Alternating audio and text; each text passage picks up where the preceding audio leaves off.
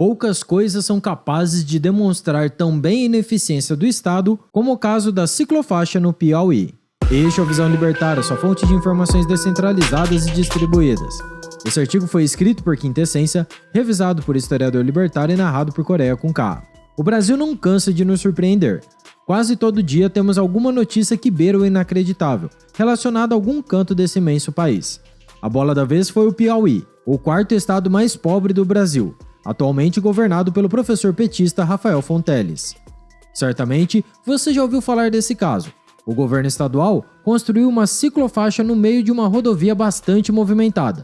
Não é força de expressão, a ciclofaixa estava literalmente no meio das duas pistas que formam a rodovia. Apelidada de Caminho da Morte pelo povo da região, a ciclofaixa foi construída entre as rodovias PI 140 e PI 141, no município de Canto do Buriti. O caso repercutiu primeiro no Twitter, onde um vídeo exibindo essa bizarrice começou a circular. A partir daí, a notícia se espalhou para outras mídias digitais, chegando por fim na grande mídia, que, tal como o marido traído, costuma ser a última a saber. Tudo nessa história é completamente absurdo. A ideia de pintar uma ciclofaixa no meio de uma rodovia por si só já é uma insanidade. Agora pense que o trecho em questão é formado por duas pistas simples, ou seja, trata-se de uma rodovia de mão dupla com veículos indo e vindo em ambas as direções, sem canteiros separando as pistas. Isso por si só já é bastante perigoso, e o governo do estado ainda resolveu colocar os ciclistas no meio dessa bagunça toda. O Código de Trânsito Brasileiro, o CTB, prevê certas regras para ciclofaixas, que são diferentes das ciclovias e das ciclorotas. A ciclofaixa, por exemplo, não tem segregação física, como acontece nas ciclovias, que são separadas da pista para os automóveis por meio de blocos. Porém, para a instalação de uma ciclofaixa, o CTB determina que a velocidade máxima na pista tem que ser de 40 km por hora. Obviamente, as rodovias piauienses, os limites são muito mais altos do que isso. Porém, por outro lado, não há nada no CTB proibindo explicitamente a instalação de ciclofaixas no meio de pistas de trânsito. Ou seja, é estranho, mas talvez não seja legal. Como diria o bispo de O Alto da Compadecida, bem, eu acho que é proibido sim, porque é muito engraçado para não ser. De qualquer forma, o fato é que o governo do Piauí gastou ao todo quase 6 milhões de reais para reformar 4,2 quilômetros de rodovia. Se a minha matemática estiver em dia, isso dá quase 1,5 milhão para cada quilômetro, ou R$ 1.428 para cada metro reformado. Não sabemos quanto isso foi gasto com a pintura da ciclofaixa em si, até porque essa instalação parece ser muito simples. Olhando por alto, a impressão que temos é que apenas pintaram o asfalto de vermelho e amarelo. Aliás, dada a facilidade com que a ciclofaixa foi apagada, parece que a coisa é realmente simples assim. E não, você não entendeu errado. O governo do Piauí mandou apagar a faixa logo em seguida, após toda a repercussão negativa. Mas o governador não desistiu da ideia. A ciclofaixa vai ser instalada em outra parte da rodovia, de forma mais adequada. Segundo o Departamento de Estradas e Rodagens do Piauí, o DR, a obra, quando concluída, contará com todos os dispositivos de segurança exigidos pela legislação. Vai vendo. Não dá para saber se, quando a ciclofaixa for inaugurada, se é que ela de fato vai ser instalada, as condições serão melhores para os ciclistas. E não me venha com essa. Eu sei que, como eu, você imaginou logo a cena de um carro jogando boliche com os ciclistas, seu perverso. Bem, de qualquer forma, a única certeza que nós temos é: o Estado gastou uma grana considerável para pintar uma ciclofaixa para logo em seguida gastar mais dinheiro para apagá-la.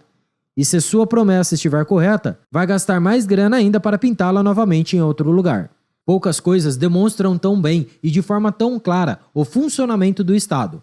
Algum tempo atrás, nós tratamos em um vídeo aqui do canal sobre o caso de uma estrada no sul do Espírito Santo que foi construída tendo postes de energia elétrica no meio da pista. O vídeo intitulado "Prefeitura inaugura estradas com postes no meio da pista" está aqui na descrição.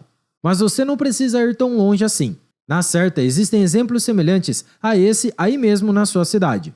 É muito comum vermos situações em que, por exemplo, a prefeitura manda furar o asfalto da cidade para instalar uma rede de esgoto e depois manda cobrir os buracos com o asfalto novamente. Qualquer pessoa sensata chegaria à conclusão de que seria muito melhor fazer o esgoto antes de cobrir as ruas com asfalto. Mas a coisa não para por aí. Não é incomum também vermos essa mesma prefeitura furar novamente o asfalto, dessa vez para instalar uma rede pluvial. E depois disso, é claro, cobrir os buracos uma segunda vez. Não que isso tenha acontecido aqui na minha cidade, esse é um caso apenas hipotético. O que explica esse tipo de ação completamente absurda por parte do Estado? Duas razões se unem para levar os governantes a agir de forma tão inconsequente. Em primeiro lugar, eles são incompetentes, ou seja, a explicação para essas ações é pura burrice dos governantes. Em segundo lugar, contudo, está um nítido interesse financeiro. Obras públicas são um mar de dinheiro, que abastece os cofres das empreiteiras, partidos políticos e governantes corruptos. Ou seja, quanto mais obras públicas forem feitas, melhor, ainda que elas sejam redundantes, desnecessárias ou simplesmente inúteis. Para o Estado, as obras não são um meio de se atingir um fim. As obras públicas são um fim em si mesmas. Explicando, a construção de uma escola não é o meio pelo qual o Estado busca atingir uma melhor educação. Ou seja, quando o político manda construir uma escola, ele não se preocupa com o impacto que isso terá na educação. Ele está interessado na obra em si, as licitações que são feitas, os contratos camaradas que são firmados e, principalmente, os aditivos ao contrato original que são assinados. A maior parte do ganho financeiro está nesse processo. O que vem depois é uma questão meramente circunstancial. Por outro lado, uma empresa privada se esforça de maneira genuína para atender o cliente. Afinal de contas, é isso que garante o seu lucro. Uma empresa que desperdiçasse recursos de uma forma tão grosseira, como fazendo uma inútil ciclofaixa no meio de uma rodovia de alta velocidade, iria falir muito rápido. Empresas não podem se dar ao luxo de gastar dinheiro com erros de planejamento ou com equívocos tão absurdos. Ela precisa agir de forma mais eficiente possível, porque isso garantirá sua sobrevivência no mercado no longo prazo. Essa é uma diferença substancial entre o Estado e a iniciativa privada. As empresas privadas vão trabalhar duro para satisfazer as necessidades dos clientes, enquanto que o Estado não está nem aí para isso. Pense só, quantos ciclistas seriam malucos o suficiente para andar no meio de uma rodovia de mão dupla, podendo ser atingido pelos automóveis nos dois sentidos? O Estado gastou muito dinheiro para construir algo que não será usado por ninguém, um considerável desperdício. E o motivo para isso já foi apontado. As obras públicas não têm a finalidade de atender a seus usuários de forma eficiente. Elas são um fim em si mesmas. A verdade é que a ciclofaixa no Piauí funcionou certinho, não para os possíveis beneficiários, mas sim para os políticos e para as empreiteiras.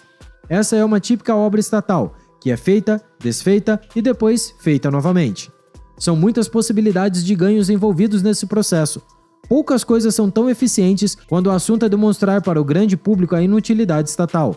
Apenas o Estado poderia gastar rios de dinheiro para construir algo que ninguém nunca utilizará. E apenas o Estado teria a cara de pau de logo em seguida dizer "foi mal aí, errei", para depois gastar ainda mais nosso dinheiro consertando suas próprias burradas. Enfim, como bem nos alertou o brilhante economista libertário Murray Rothbard, não há nenhuma maneira de medir a qualidade e o sucesso de um produto ou serviço pelo qual os consumidores são forçados a pagar. Obrigado por sua audiência. Se você gostou desse vídeo, clique no ícone de curtir abaixo e compartilhe em sua rede social. Caso deseje ser notificado de outros vídeos, inscreva-se no canal e depois clique no ícone da campainha. Escreva artigos você também, acesse visãolibertaria.com. Até a próxima e tchau, obrigado.